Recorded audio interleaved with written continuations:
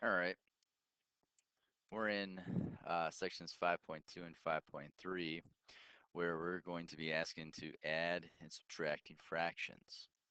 One of the more important steps when we're looking at adding and subtracting fractions is we need to be sure that we have a common denominator. All right, common denominator means we have the exact same value or the exact same stuff inside the denominators in each one of our terms. So if you look at the examples we have below, we have common denominators with 9s, common denominators with 11s, common denominators with 4s, and common denominators with 7s. So once we realize that we have numbers that are in common denominators, we can add um, we can add and subtract the numerators just like we always do, and we keep the denominators the same. And then the final step is we reduce when necessary. So looking at the first example, I have 4/9 plus 2/9. Again, all you're doing is doing the operation in the numerator. So we're going to add 4 plus 2, which is 6. So I got 6 over 9. This can be reduced because both of them are divisible by 3. When you divide each one by 3, you get 2/3. Looking at the next example, it's a subtraction problem. Again, we're leaving the denominator the same, and we are just going to subtract the numerator, which is 9 minus 2, which gives us an answer of 7. And that's written in lowest terms. Next example, we have negative 1/4 plus 3/4. Okay, so 4 again remains the same. So all we're going to look at now is the negative 1 plus 3. Negative 1 plus 3 is 2, and 2/4 can be reduced to 1/2. All right, finally, when you have a mixed number, like we do in our last example, what we must do is make it into a improper fraction. So the first, just like what we did in 5.1, we take 2 times 7, which is 14. 14 plus 5 will give us um, 19. So this turns into 19 over 7 plus uh, 3 times 7 is 21. 21 plus 4 is 25. Okay, so we got um, 19 over 7 plus 25 over 7. Now we just do the exact same thing like we did in the previous two examples. We leave the denominator the same, and then we add the numerator as followed. So that becomes 44 over 7, and 44 over 7 is my largest or my lowest terms. If we were to write this in as a mixed number, I would say that this would be 6. This would be 7 in the numerator because 6 times 7 is 42, and I'm left with 2. So if you have any one of these two answers, would be acceptable. All right, so now that we've looked at how we can add or subtract fractions that had common denominators, so now we're going to look at ways that we can add or subtract fractions that have uncommon denominators. The goal still remains the same. The goal still remains the same. We still want to have like terms in the denominator.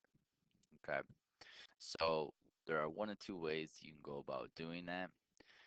So if we look at the very first example, we have 5/12 plus 1/3. Okay, so what we're going to do is we are going to specifically look at the two denominator values, 12 and 3. The first thing that I like to do is look at the two numbers and say, could I multiply one of those numbers, looking at the smaller number, is there a value that I can multiply that smaller number by to get the result of the larger number? And in this case, there is, because I could multiply this by 4 to get 12. So I can go 12 over here, leave this as the 5. I didn't change anything with this fraction, and it's going to be plus and then 3 times 4, which is 12 over here. But because I multiplied by 4 to the denominator of this fraction, I must multiply by 4 to the numerator of the same fraction to keep it consistent. And 1 times 4 is 4. So now we have a common denominator. Now we can add accordingly. So I go over here, 5 plus 4 is 9, and we leave the numerator the same, and 9/12 can be reduced to 3/4. Okay, but let's say you didn't see that right away. Okay, so you didn't see that right away. So let's erase this whole thing and go about it another way. You didn't see that you can multiply the 3 to get into 12 easily. That's fine. The, the last resort what you can do is you can multiply these two numbers together. Okay, and when you multiply those two numbers together, we get a result of 36. And what you're going to do is you're going to make your like denominators be the product of the two values. And so 12 times 3 is 36. So now what you have to take into account for both fractions is what did you have to multiply 12 by to get 36? In this case, it was 3. So since I did that to the denominator, I must do that to the numerator. And 3 times 5 is 15. I go over here, I had to multiply this by 12, so I must multiply this by 12. So 1 times 12 is 12. And I go over here, I got 36. Keep that in my denominator. 15 plus 12 is 27.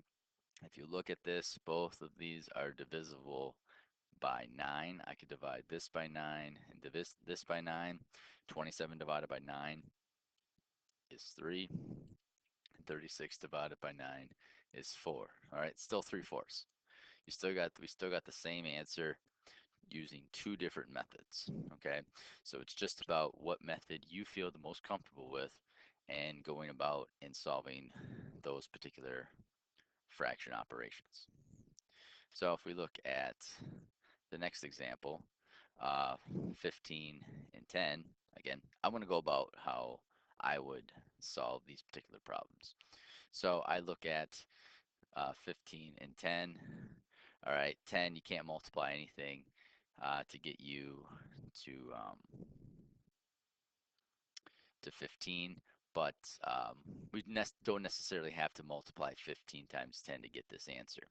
What I also know is they're both have uh, a product that can get you both a value of 30. And I know that if I multiply this by 2, 2 times 15 gives me 30, so that means I got to multiply this by 2. Remember, we got that negative over here, so 2 times a negative 4 is a negative 8. And 10, I had to multiply that by 3 to get 30, so that means I have to multiply this by 3. So 9 times 3 is 27, okay? So now I go over here, I leave the 30 on the bottom, and negative 8 minus 27 gives me a negative 35. And if I were to reduce that, both of them are divisible by 5. So I'd get negative 7 on the top, and I would get 6 on the bottom. If you left it as negative 7 over 6, that's fine. If you want to put into a mixed number, I got negative 1 goes to the outside. I got 6. I got negative 1 over 6. So either one of these two answers are perfectly acceptable. All right, so now on the example to the left, I have negative 2/3 plus positive 1/4. All right, this is a situation where you would have to multiply both the respective denominators because there's really nothing that um, you could multiply 3 in cleanly to get 4. So when you multiply the two together, 3 times 4 is 12, so I put 12 here, I put 12 here, multiply this by 4 to get 12 down here, so I have to multiply that by 4. So negative 2 times 4 gives me that negative 8. Over here, I multiply this by 3, I multiply this by 3. On the top, I would get a result of 3. So it's plus, and keeping The denominator is the same. It's still 12. Negative 8 plus 3 is a negative 5. And that's what it would be in lowest terms. All right, so same idea when it comes to mixed numbers, just like in the previous example, we have to turn it into an improper fraction. So 9 times 3 is 27, plus 5 is 32. So I got 32 over 9 plus 6 times 2, which is 12. Add 1 to it, we got 13, so it's 13 over 6.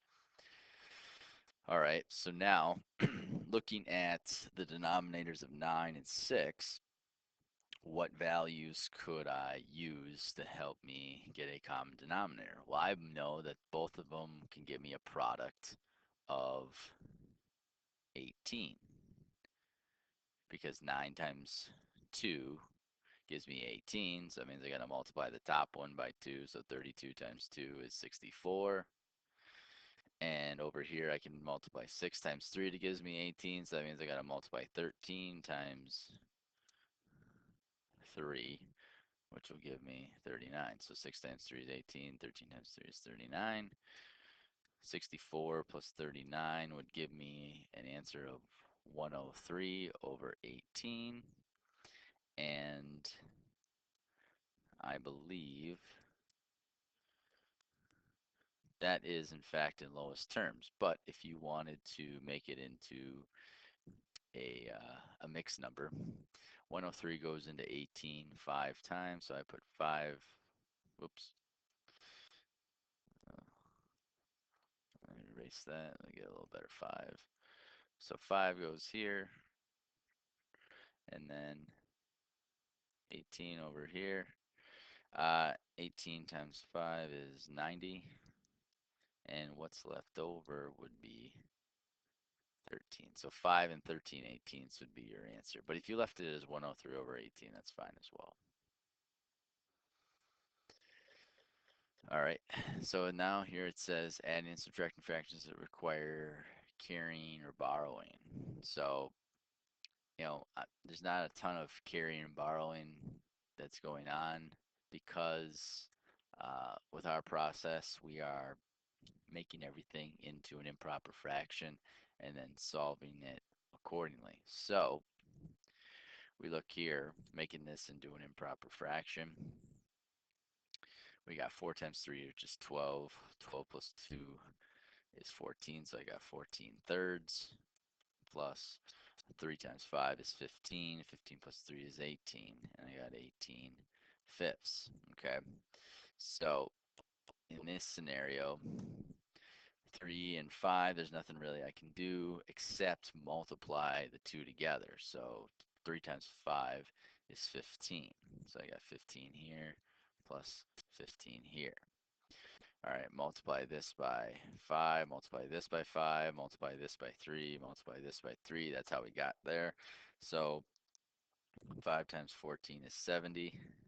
And on the other side, 18 times 3 is 54. All right, 70 plus 54 gets a result of 124 over 15. All right, and it can be reduced. No, it can't be reduced. But if we wanted to make it into a mixed number, we would say 124 goes into 15 8 times. So I got 8. So this gives me 15. So what's left over would be 4. So this is acceptable answer. So is that one. All right. Now, looking at a problem such as this, um, all you got to do just to create this into a fraction is to make this over 1. All right. So I got here, I have 32, 32 times 3. So this turns into negative, oh, hold on. 32 plus 3 is 35, my bad. So this turns into negative 35 over 8, and it's going to be minus a negative 2 over 1, because you can always write any integer as a fraction. All right, this situation where we cross the line, change of sign, which is essentially it's plus.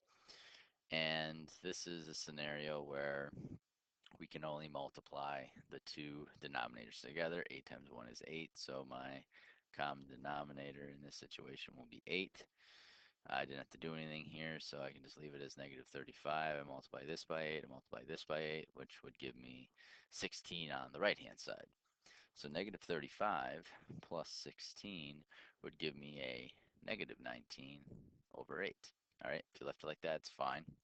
If you didn't, you could say that you could put 8 here, and then this would be a negative 2, negative 16, so then it would be 3, so negative 2 and 3/8. So either one of those answers would work. All right, and so finally we're looking at being able to add and subtract fractions that include variable. All right, same idea. You know, you're doing all the same rules, but now you have to remember you can only combine like terms, which means that they have to have same variable raised to the same power, so on and so forth. Same rules apply. So looking at the first example, I have a divided by 15 plus a divided by 6. So uncommon denominators have to figure out what we can write as a common denominator. So in this case, I realize that both 15 and 6 are both, um, they both go into 30,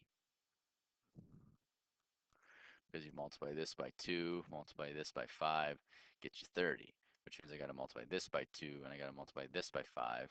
So 2 times a is 2a. A times 5 is 5a. So I got my 30 on the bottom here, and then 2a plus 5a can be combined to be 7a. And 7a over 30 is in fact in lowest terms. All right. If we look at the one on the bottom, so here we have a variable that's in the denominator with a non-variable in the denominator. Again, same rules apply, just multiply them together. X times 7 would be 7x plus 7x. So we look here, I multiply this by 7 to get 7x, which means I have to multiply 7 over here, which gets you 21. I multiply x over here, which means I have to multiply x by the top, which means I get 5x on the top. When I combine these, I get 7x in the denominator, that stays the same. And 21 and 5x can't be combined, so I would just write it 21 plus 5x, and I'd leave it like that. All right, and that is being able to add or subtract fractions. Hope this helps. Till next time.